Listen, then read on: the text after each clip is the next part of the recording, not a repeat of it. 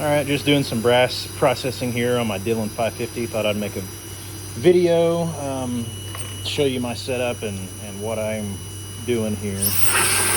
Clean off some of that. So I've got a Dillon 550B with the 223 conversion. I process all my 223 brass this way, range pickup brass. Sometimes it's fired out of my guns, sometimes it's not, sometimes it's just picked up. But I process it all in one pass on here, and I'm going to explain how I do that. So take a piece of brass that's been fired, see the primer in it, stick it in, and then whenever I run this up in here, the first station has a universal decapper, so it has a rod that goes down inside the case and knocks the primer out. Primer falls out into this little contraption, and then when I go down, it drops it into this little container, and then I've got a container back here that I empty it out in. So that, first and foremost, it knocks the primer out. On the downstroke, whenever I go down, this right here is called a swageit. It's an aftermarket part that Dillon actually does not recommend and says that it voids the warranty, but I've had this machine for 15 years and I've been using this for probably 5, and it's been fine. So basically, whenever I go down and I push forward like I'm seating a primer, what it's actually doing is that swageit is going up into the primer pocket and removing the primer crimp. So a lot of this is military brass, and it has a crimp around the primer because it's kind of, I guess it's a requirement for military brass on Lake City brass, in case they have an overpressure or something, the primer does not actually pop out and go down into the fire control unit of the gun. So yeah, so you can cut it out. Some people cut it out with a primer cutter or a primer pocket uniformer, or you can swageit. There are other machines like the Dillon's swageit 600 or whatever, 6000, but I prefer to do it all in one pass on the same machine. So I push forward. Should not take any more force than seating a primer. If it does take a lot of force, then something's out of adjustment, either on your machine, on your tool, or on your head here, or with the swageit. You want to make sure that everything's properly centered, and then it does not take much force to do that. And now it's free. So I'll rotate this back around. Station 2 is going to be empty for this process, so nothing here. And then station 3 is going to be my Dillon rapid trimmer and resize die. So whenever I run this up in here, it actually resizes the case completely, as well as trims the case mouth to the proper length. So a lot of fired brass, whenever you fire brass, it expands to the chamber wall and creates a seal so that all of the pressure goes out with the bullet. And then this brass expands. It expands around the diameter of it, but it also gets longer too. You'll see brass grow right here at the shoulder as well as the case mouth. So you have to address that whenever you process brass. So whenever I run this up in here, this full-length resize die is squeezing the body of the brass back to semi-spec. You can adjust the shoulder bump on it by screwing this in or out, the actual die itself. You want to bump the shoulder back 0.002 to 0.004. It's recommended 0.004 for semi-autos, but I like to keep it on the shorter or the tighter side, just in case some of this brass has been loaded a whole bunch, and I don't want to overwork it and risk having a case head separation.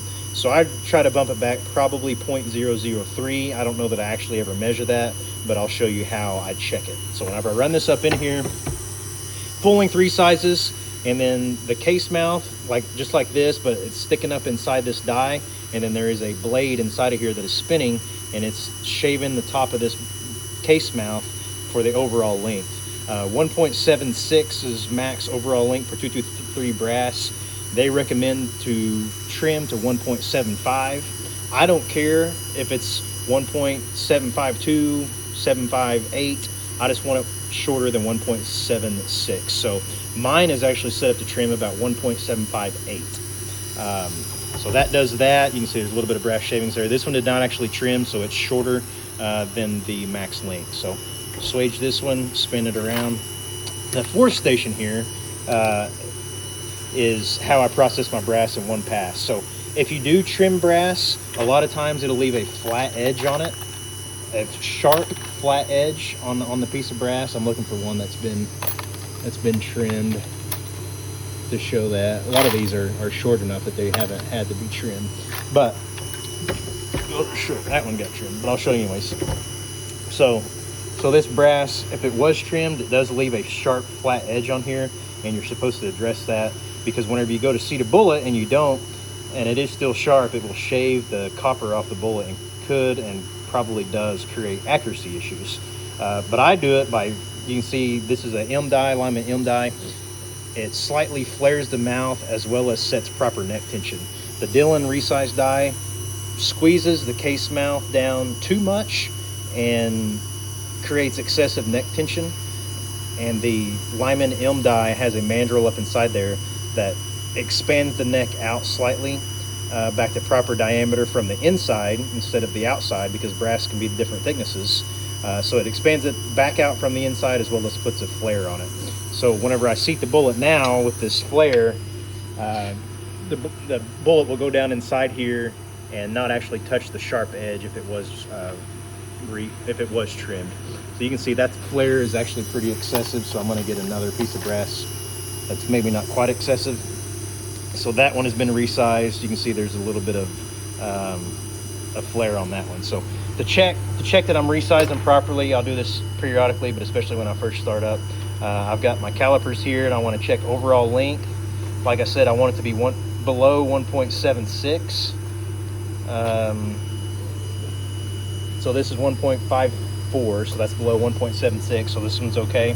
I also have a Dillon semi-spec chamber checker here. So basically this is a semi-spec chamber, and I dropped this this resized case in here. This checks overall length. You want it to be below this top ledge, and preferably at least even with the bottom ledge, or even a little longer. This one, as we just measured, 1.754, is just on a little bit of the shorter side, but it's not excessive, so that is okay. Flip it over on the bottom side, and it has the same thing on the back to make sure that I'm getting enough shoulder bump. You want the bottom of the case to be below this top ledge and either above or even with this bottom ledge to get proper shoulder bump. And you can see that it is just about right, maybe just a hair long, but that's okay. Another way that I check it is with my actual chamber on my rifle. So I'm going to set that resized case there. This is a piece of brass that has not been resized. It has been fired probably once at least, I don't know, but I'll show you the issue here. Whenever I put this in the rifle, and then I drop the bolt, it does close all the way, but it will not open very easily at all. In fact, it's probably stuck. So like if I'm on the clock at a stage and this is my last round of the stage and I have to unload and show clear, well, that's not going to happen. I can always mortar it, but I look like a doofus whenever I do that. So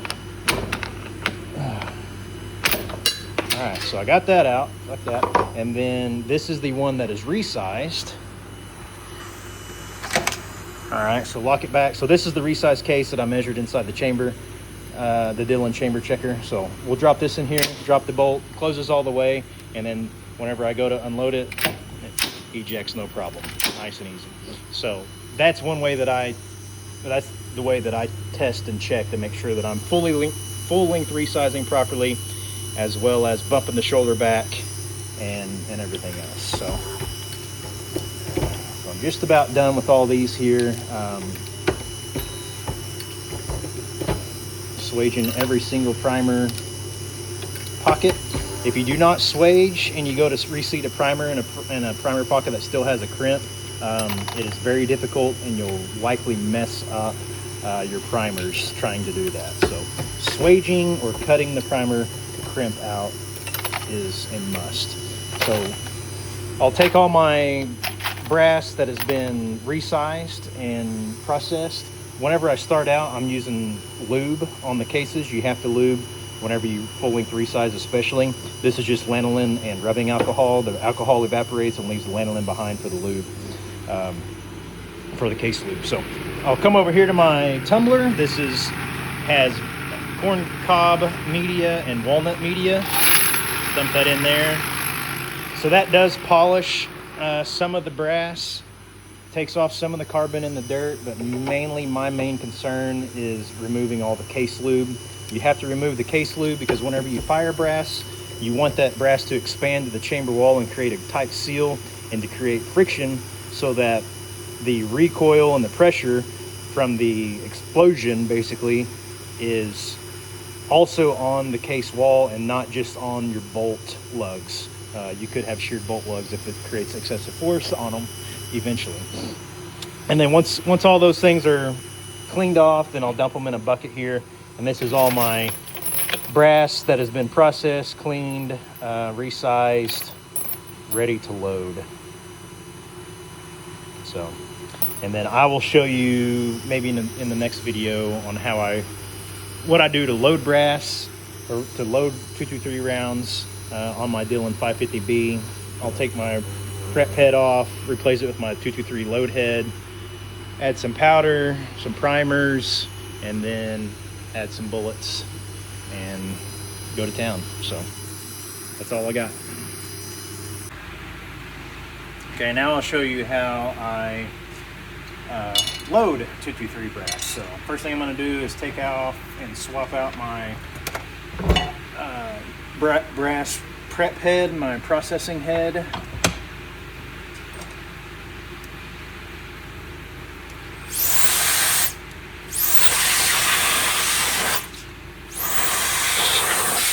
Clean that up slightly, brass shavings and stuff. All right, so now I need to remove my swageit. Let's see. So this is, like I said, the deal that I'm going to dump all these spent primers out also.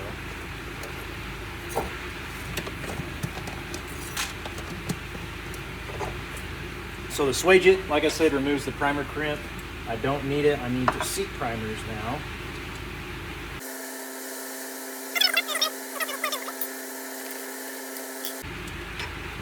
So that is the swageit. So that rod goes up inside and removes the primer crimp on military brass or regular brass that has crimps.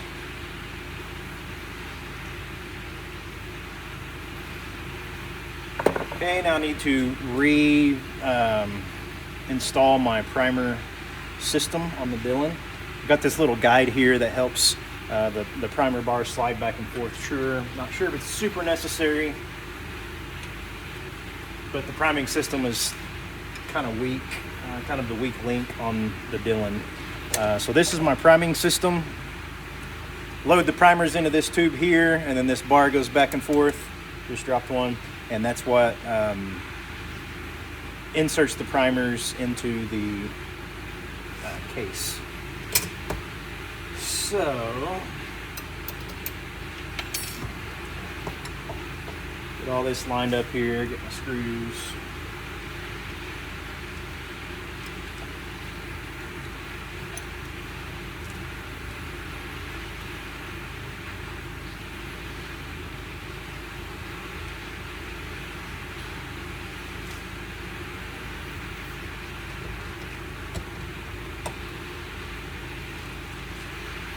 Okay, second screw.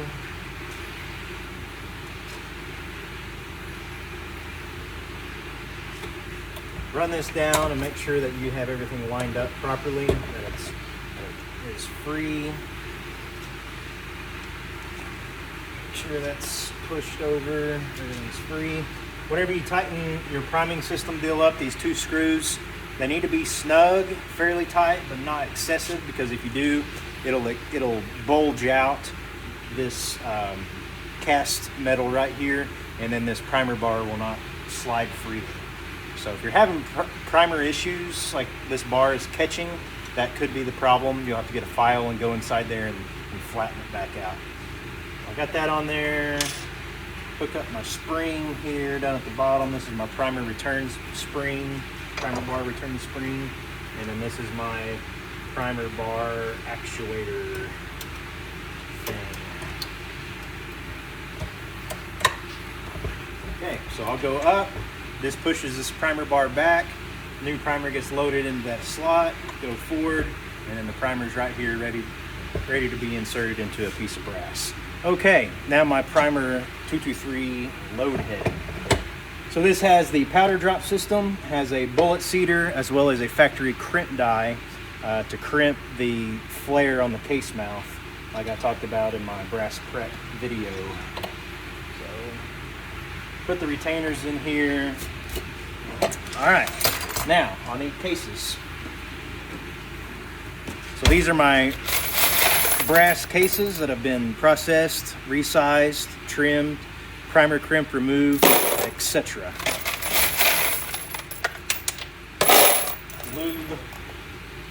Lube tumbled off.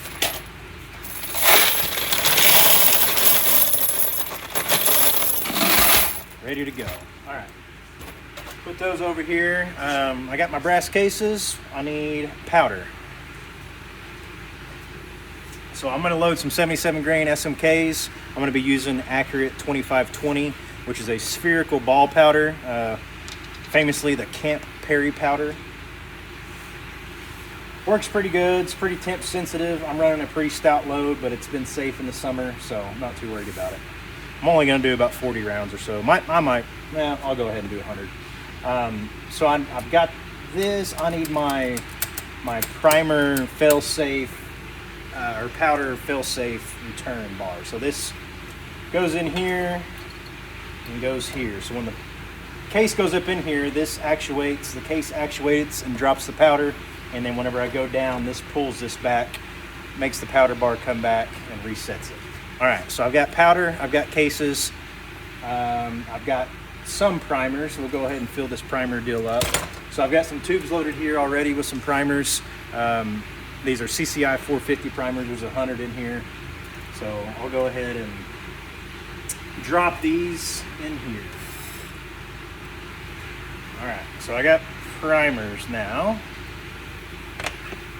I need bullets. Okay, so these are 77 grain SMKs. These are actually midway seconds, but as long as you visually inspect them, I haven't seen anything too crazy with them. Actually, I'm gonna do these. So 77 grain SMK factory seconds. They don't say they're SMKs, but they are. They look identical. The only thing I've noticed is some of them are discolored. I would say do not get the ones with cannulars, because the cannulars come all sorts of messed up on them. They're either shallow or very deep or in the wrong spot, and I don't think they shoot as good. I do think it affects the accuracy some. All right, so I got bullets, got brass, got primers, got powder. All right. Now let's make sure that my powder is at the right charge. So I've got a scale here. Ooh, that was close. I've got a scale here, zeroed out. Put this on here. 113.26 is what the pan weighs. I wrote it on here so that I could see it, and that's 113.24. So that's what I'm getting. I just did this yesterday. Normally, if it's been a while, I will go ahead and calibrate it, but I just had messed with this yesterday, so I'm not going to mess with calibration today. So I've got a brass case. Let's see if I can get this camera closer.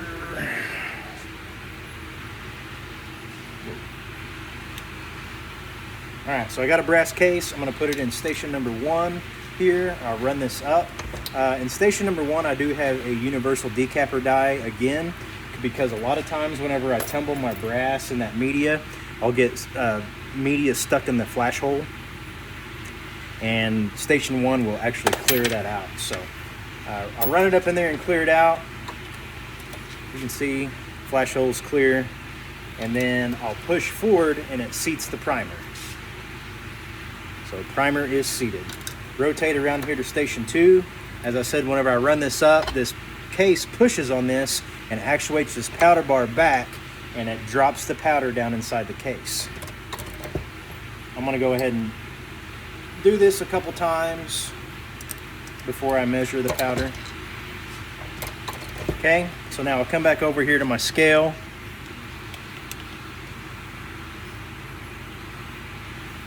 I'm looking for 25.5. So that's 25.4. Go ahead and try it again. Let it zero out. 25.5 on the money. So I'm not going to touch my adjustment here. We're going to rock and roll with that. Okay, so that's good. 25.5 on the powder. Rotate around here to station 3. This is my bullet seating die, so I'll take one of my 77 grain SMKs. Like I said, I'll set it inside the case. You can see that there's a little bit of flare on that mouth so that it starts without actually touching, and it does not shave the copper off of the brass. So I'll put it in here, and then whenever I run this up in here, it's pushing the bullet down inside the case. I'll go ahead and make sure that I'm getting a full seat there, and I'll take this out, and then I'll do my calipers, and I'll measure.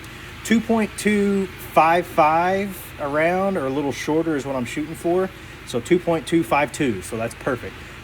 P-mags and other magazines are 2.56 max. You can get some 2.59s, or even 2.259s, or even a lot. 2.26 is basically max for P-mags. You can get some mags that are 2.29, like some PRI metal mags, or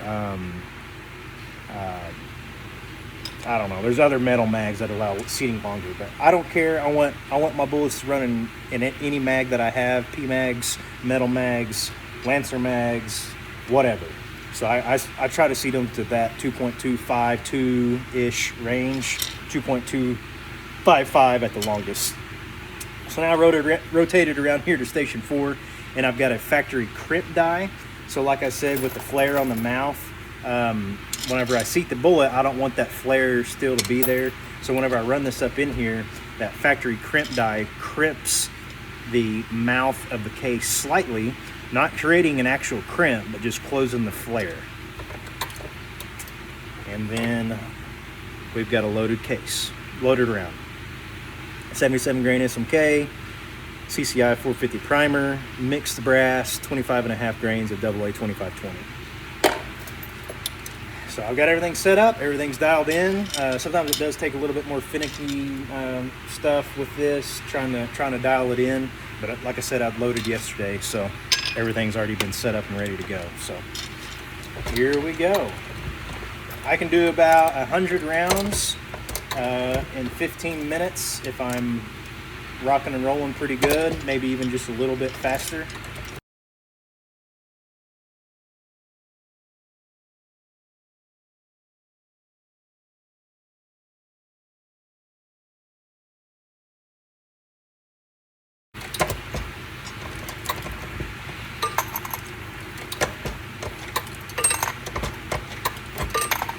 Okay, and there you have it. There's 100 rounds of 77 grain SMK loaded. So